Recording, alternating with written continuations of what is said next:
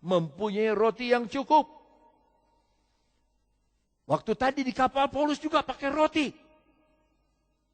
Bisa bikin kenyang 276 orang. Tapi sekarang dia tidak bisa makan. Padahal dia punya roti berlimpah-limpah. Pembantunya, bujangnya, babunya, budaknya dari papanya itu makan sampai lebih-lebih roti. Have bread enough. Mempunyai roti yang cukup. And to spare, untuk disimpan. And I perish, dan aku sendiri binasa dengan kelaparan. Dia anak raja. Dia anak kaisar. Dia anak toke. Dia anak orang kaya. Tetapi salah tempat. Saudara harus sadar bahwa saudara anak raja. Aku anak raja. Terus kan? Aku anak raja. Terus? Terus? Terus? Itu nyanyinya kayak anak encim itu mah. Aku anak raja. Gitu dong anak raja. Ya. And when he came to himself, ketika dia bisa kenal diri. Aduh, saya ini anak toke, kok saya salah tempat ada di sini. Inilah kesadaran dia kepada diri sendiri.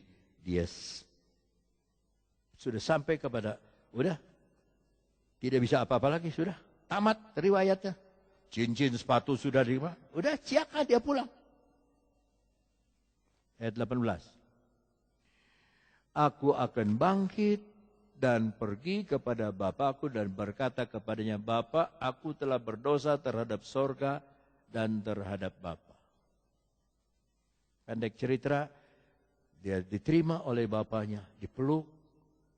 Lalu lihat kakinya tidak pakai kasut, bawa kasut. Bajunya kotor, jelek, butut. Ambil jubah yang baru. Dia lihat jarinya tidak ada cincin. Bawa cincin yang bagus, pasang lagi. Diakui lagi sebagai anak. Karena apa? Karena dia sudah sampai kepada dirinya sendiri. Dan dia tidak putus asa bunuh diri.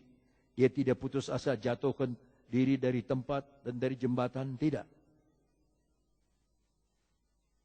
Dia kembali kepada bapaknya. Saudara, kalau ada salah, jangan lari dari Tuhan, tapi lari kepada Tuhan. Dia Bapa kita, lari sama Bapa. Minta ampun sama dia.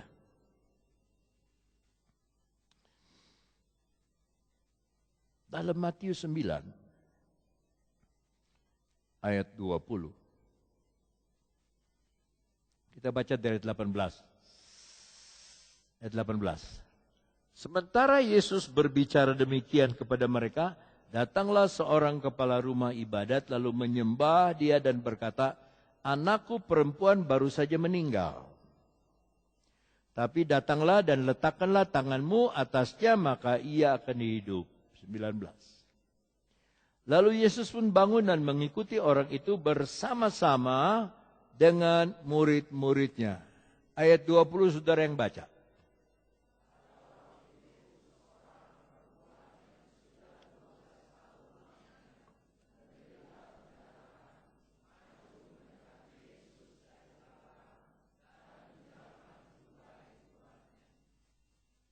Saudara, menurut hukum Taurat Yahudi, maaf bicara, seorang wanita yang sedang haid datang bulan, dia najis selama 1 minggu.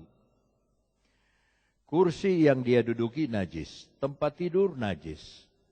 Tidak boleh dekat suami, tidak boleh dekat anak, tidak boleh dekat siapa-siapa, dia najis selama 1 minggu. Ini 12 tahun, saudara.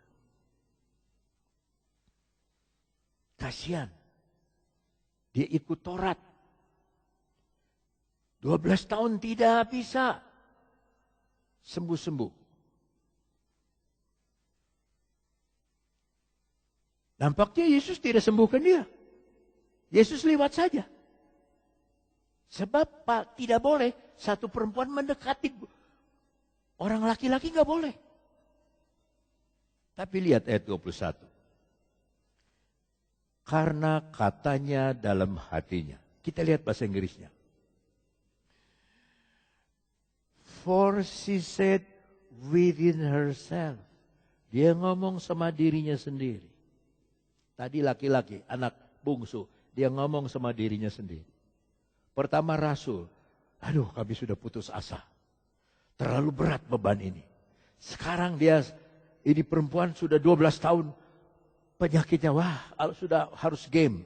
Tapi dia bilang, dia ngomong sampai dirinya sendiri. Dia sampai kepada diri saudara sendiri. Dirinya sendiri. If I may but touch his garment. Kalau saja saya bisa, boleh menjamah jubahnya.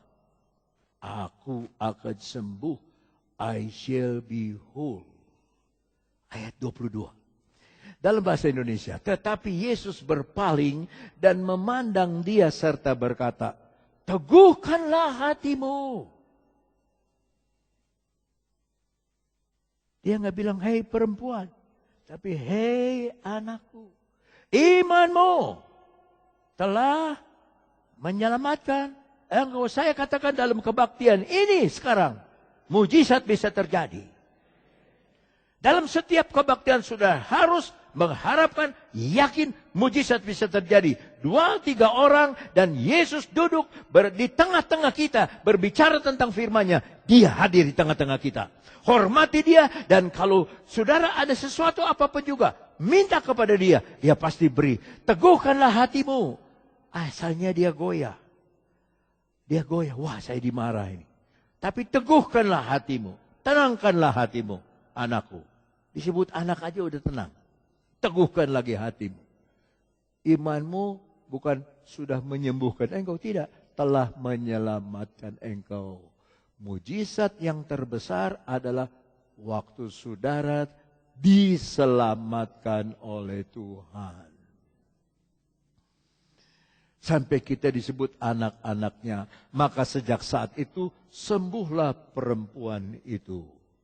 Anak terhilang sampai kepada dirinya sendiri.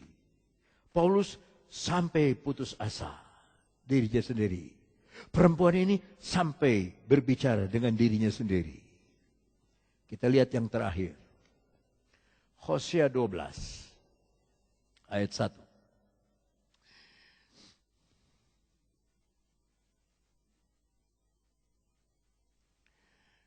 Efraim menjaga angin dan mengejar angin timur sehari suntuk memperbanyak dusta. Ini orang-orang anak Tuhan. Dan pemusnahan. Mereka mengadakan perjanjian Asyur, Syria sekarang. Dan membawa minyak kepada Mesir. 2. Tuhan mempunyai perbantahan dengan Yehuda. Ia akan menghukum Yakub sesuai dengan tingkah lakunya dan akan memberi balasan kepadanya sesuai dengan perbuatan-perbuatannya. Ada kata Yakub. 3. Di dalam kandungan ia menipu saudaranya, maksudnya Esau. Dan dalam kegagahannya ia bergumul dengan Allah. 4. Ia bergumul dengan malaikat dan menang. Ia menangis dan memohon belas kasihan kepadanya. Dia udah tidak bisa lari lagi. Esau sudah datang 400 tentara. Di Betel ia bertemu dengan Tuhan. Di Betel dia bertemu dengan dia. Bukan di gereja Betel. Di Betel ada satu tempat.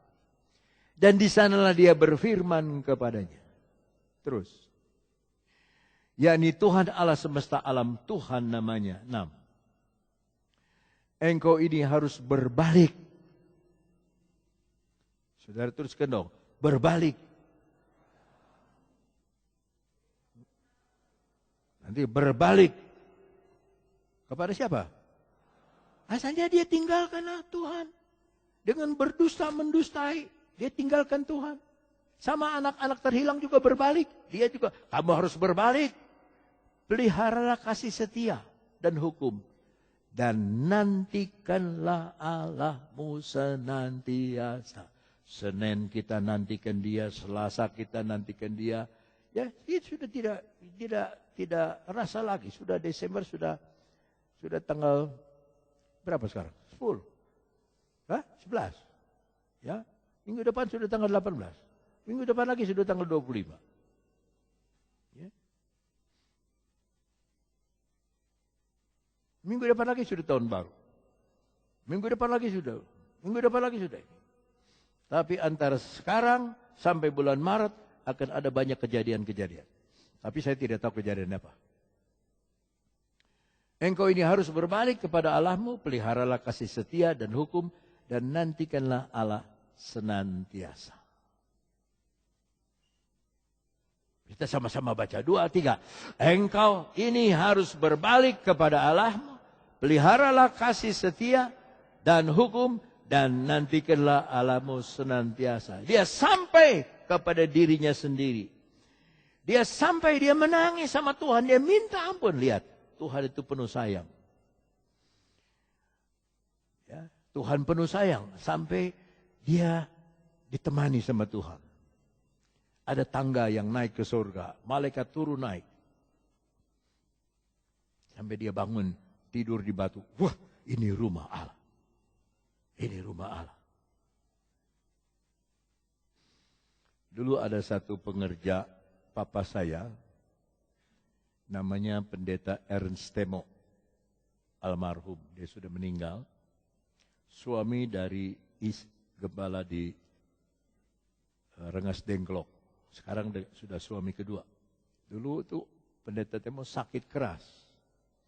Tahun 57 sakit keras, kebaktian kita masih di Cikidang. Jadi dia yang bawa sangkur, ya, Om Ernst Temo ini ganteng ya. Bawa orang Manado, kayak Belanda dia. Sangkur.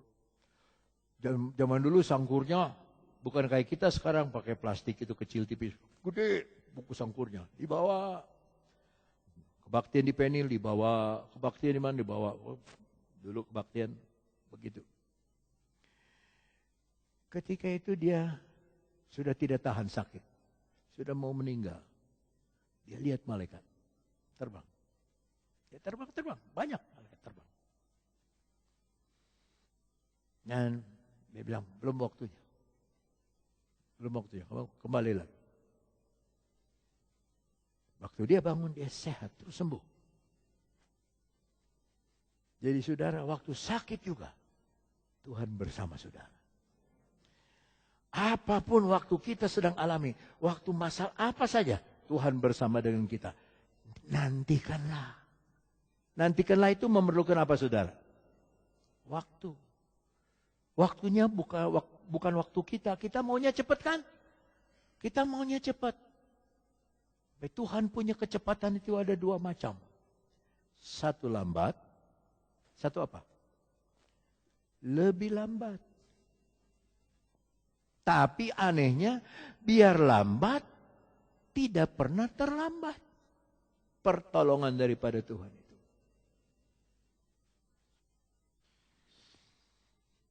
Saudara mau berbalik kepada Tuhan?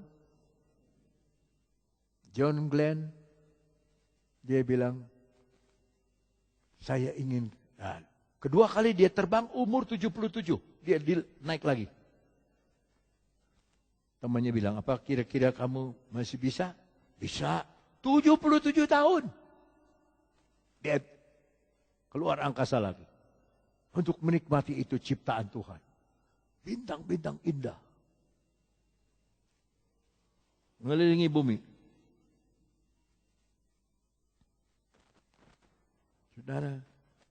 Saudara bintang-bintang di dunia. Buatlah dunia ini indah oleh karena ada saudara. Oleh karena ada anak-anak Tuhan. Ya, waktu saya di Banten, saudara, saya mau dengar kesaksian dari mereka. Tapi hanya 1 orang yang bersaksi. Ternyata orang ini tidak punya gereja. Dia angkatan 4, tapi dia masih ingat nasihat saya. Kerja buat Tuhan itu cari jiwa. Ya, bukan cari orang Kristen yang sudah bertobat, cari jiwa yang belum kenal, cari jiwa, selamatkan sama Tuhan. Dan dia pelihara jenggot, sebab dia dari Muslim dulu. Dia pelihara jenggot panjang. Dia saksi 9 kali dia ditolak masuk gereja. Dia mau duduk di belakang, datang ada pengerja. Bapak tidak boleh masuk. Sampai dia bilang, kenapa saya tidak boleh masuk? Sebab Bapak berjenggot. Saya ini pendeta, kami nggak percaya. Coba, 9 gereja tolak dia hanya karena berjenggot. Saya bilang, wakil gembala saya juga berjenggot.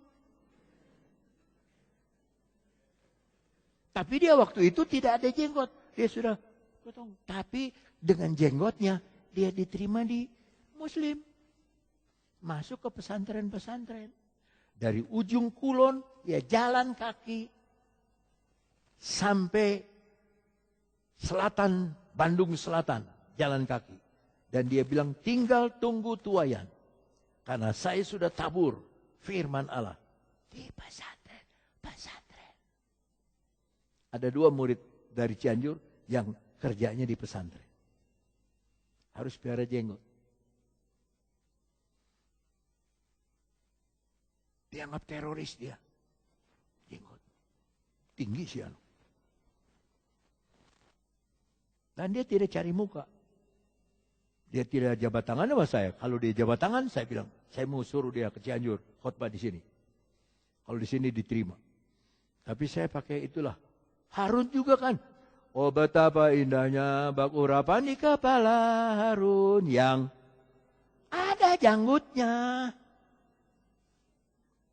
Yesus tuh ditarik janggutnya.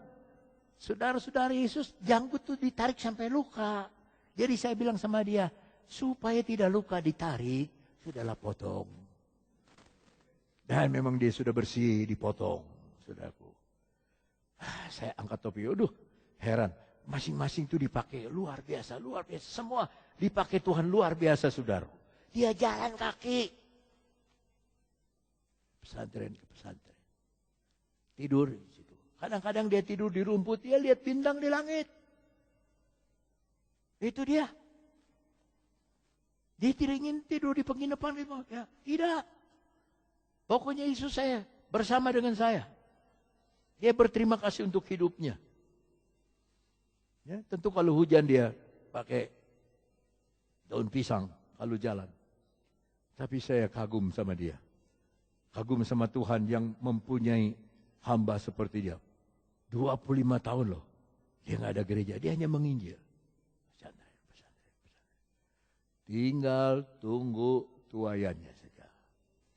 Sekarang jalan lagi dibikin dari Pelabuhan Ratu, Cianjur Selatan, Cidaun terus jalan. Saya sudah lihat saudara-saudaraku di Google. Sudah lihat ya. Nggak usah ke sana. Kita lihat aja di Google kelihatan jalannya. Sambung terus sampai dekat Cilacap. Itu akan jadi jalan raya. Luar biasa.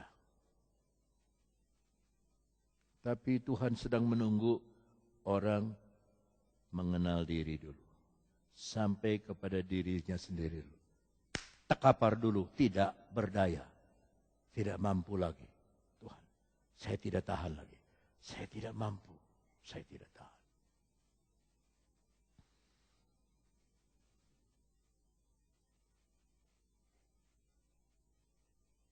Jangan ditahan, batuk silakan. Saya nggak marah kok. Batuklah.